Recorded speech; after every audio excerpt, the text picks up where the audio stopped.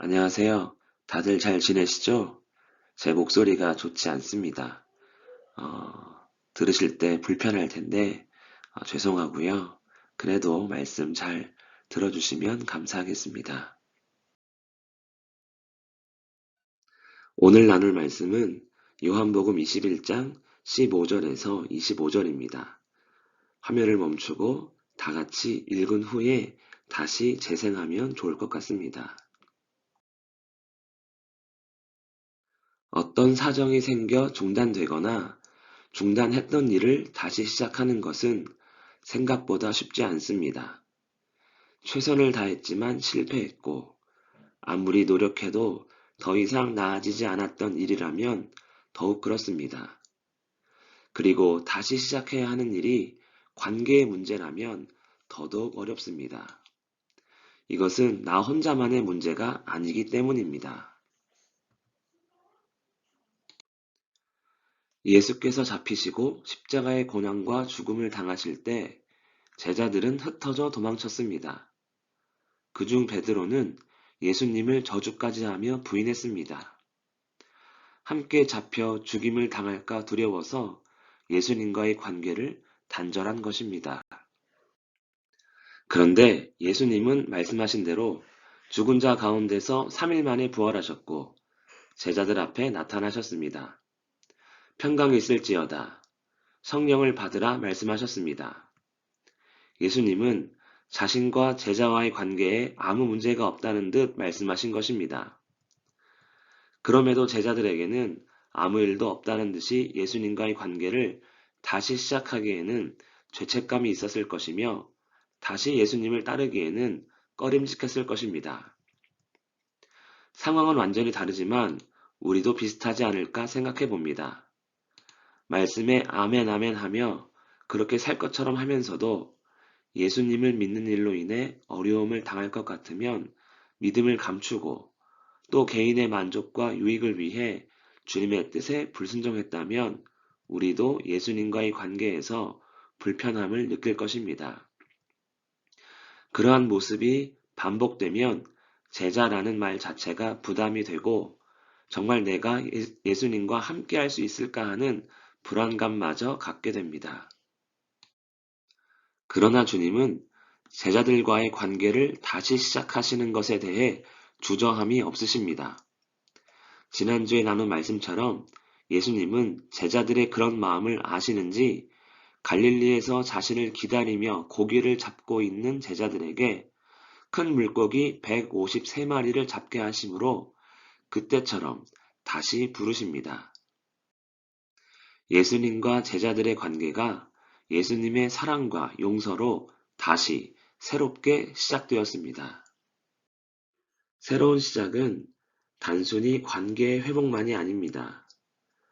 제자들과 함께 아침 식사를 먹은 후 예수님은 베드로에게 말씀하십니다. 요한의 아들 시몬아. 예수께서 베드로를 처음 만났을 때 불렀던 이름입니다. 제자로 부르신 후에는 시몬이라 부르시지 않고 베드로라 부르셨는데 다시 처음 부르실 때처럼 요한의 아들 시몬이라 부르신 것입니다. 내가 이 사람들보다 나를 더 사랑하느냐?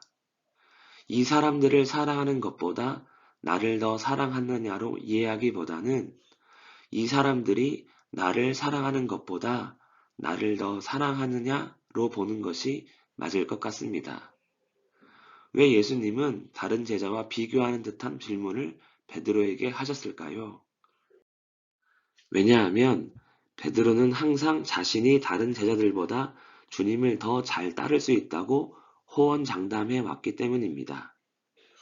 그래서 예수님은 베드로의 그러한 말들을 상기시키며 베드로가 비록 3번이나 자신을 부인했지만 여전히 자신에 대한 열정적인 마음인지 확인하고 싶으신 것 같습니다. 모든 것을 아시는 예수님이십니다. 베드로는 예수님을 절대로 속일 수 없음을 잘 알고 있습니다. 베드로가 예수님을 부인한 이유는 예수님에 대한 실망이나 미움이 아니라 죽음에 대한 공포와 세상에 대한 두려움 때문이었습니다. 다만 그 상황에서 예수님을 부인했기에 부활하신 후에는 사랑하는 마음을 표현할 수 없을 뿐 주님에 대한 베드로의 마음은 진심입니다. 예수님은 이 사실을 아시기에 그것을 표현할 수 있도록 물으신 것입니다. 주님, 그러하나이다. 내가 주님을 사랑하는 줄 주님께서 아시나이다. 예수님께서 대답하십니다. 내 어린 양을 먹이라. 예수께서 두 번째 묻습니다. 요한의 아들 시몬아, 내가 나를 사랑하느냐? 첫 번째 질문에 있었던 이 사람들보다가 빠졌습니다.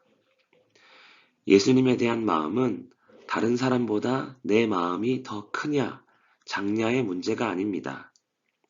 오직 본인의 마음이 절대 중요한 것입니다. 베드로가 대답합니다. 주님, 그러하나이다.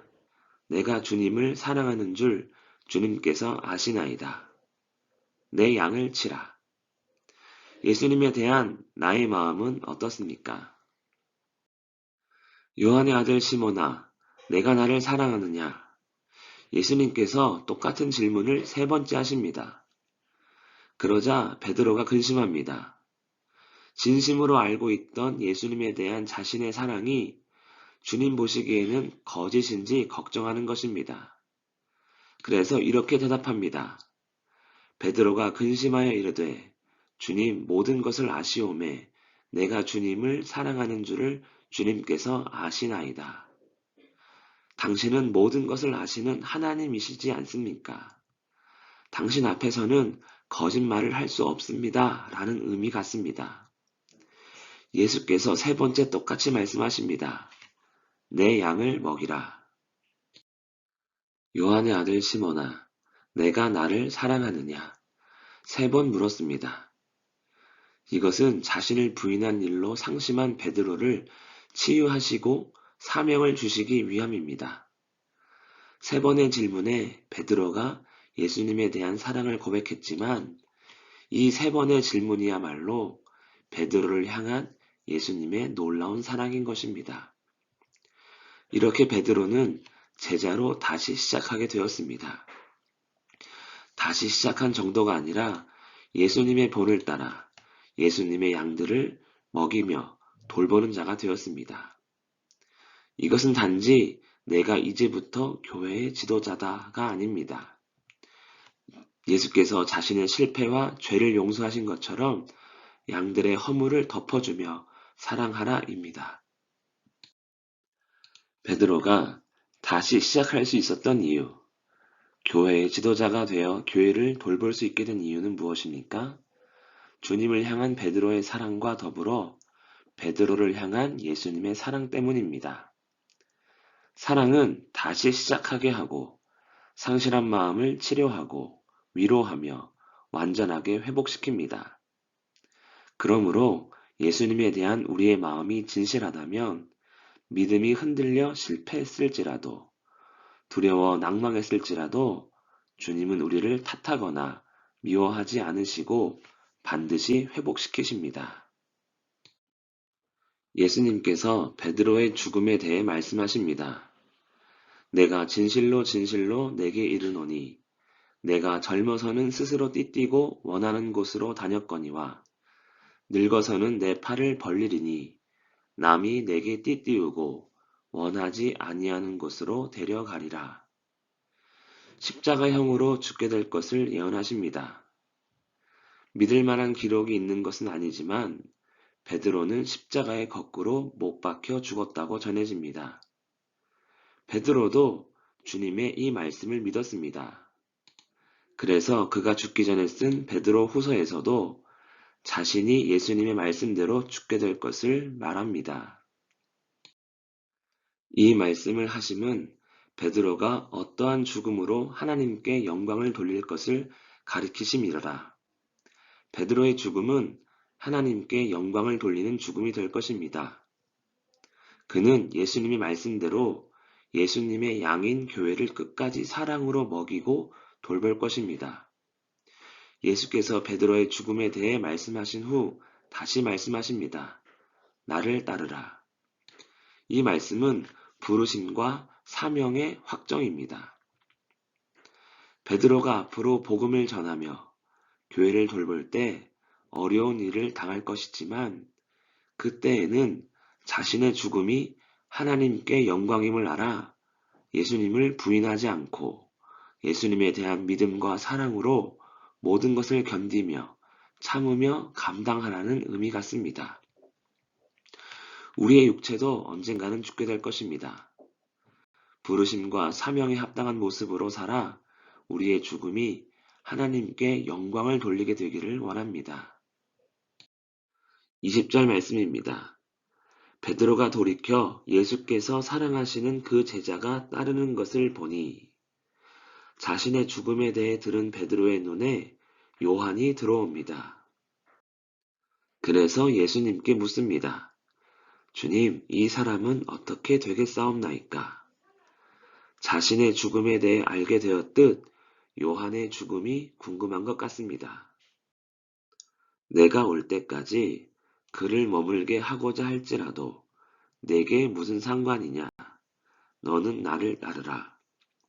이 말씀은 예수께서 다시 오실 때까지 요한이 살아있을 것이라고 말씀하는 것이 아닙니다.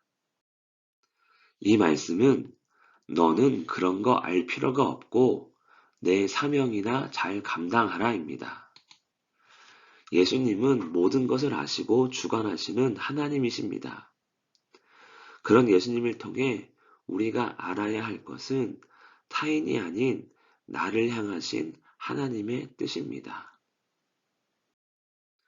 요한복음 21장에서 우리는 두려움 가운데 도망치고 흩어졌던, 부인했던, 그래서 실패와 상실한 마음의 제자들이 다시 시작하도록 회복시키시는 예수님의 사랑을 보게 됩니다.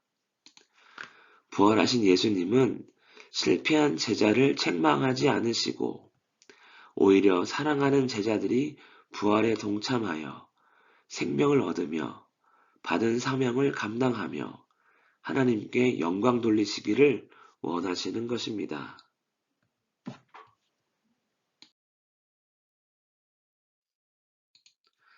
나의 믿음이 부족하고 연약하여 실패자와 같다고 여기십니까?